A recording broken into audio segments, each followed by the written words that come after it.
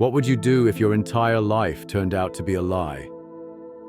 Imagine being deeply in love, believing you've found your forever person, only to learn a secret so shocking, so irreversible, that it rips your reality apart.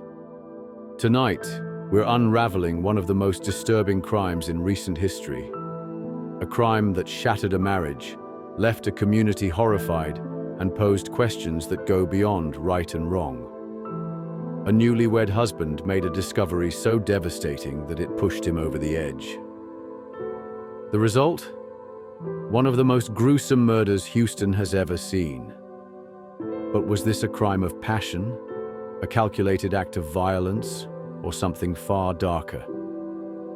Stay with us as we uncover the truth behind the tragic case of Marcus Johnson and Ebony Davis, a love story that ended in pure horror. Before we begin, make sure to subscribe and turn on notifications, because we're about to take you deep into the mind of a killer. To their friends and family, Marcus and Ebony were the definition of a perfect couple. They had met at a church gathering, bonded over faith and family values, and their love story seemed almost too good to be true. Marcus was a 32-year-old software engineer, well respected in his field.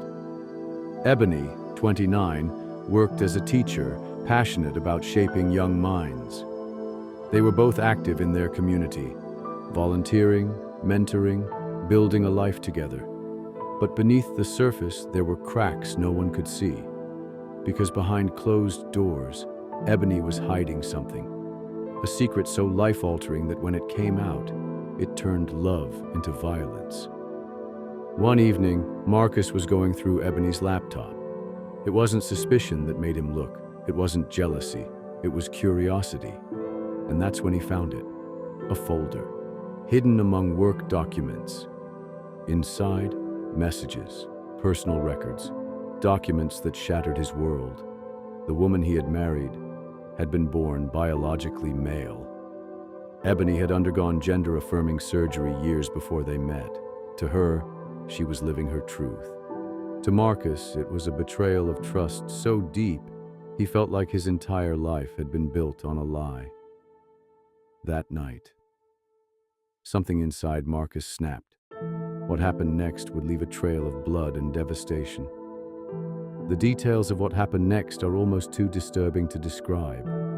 Authorities believe that sometime after 11 p.m., an argument broke out between Marcus and Ebony. What started as words turned into shouting, turned into violence. The forensic evidence tells the story: a broken lamp, a shattered mirror, and then the fatal attack. Marcus didn't just kill Ebony. The crime scene was one of pure, unfiltered rage. One investigator would later describe it as one of the worst cases of overkill he had ever seen.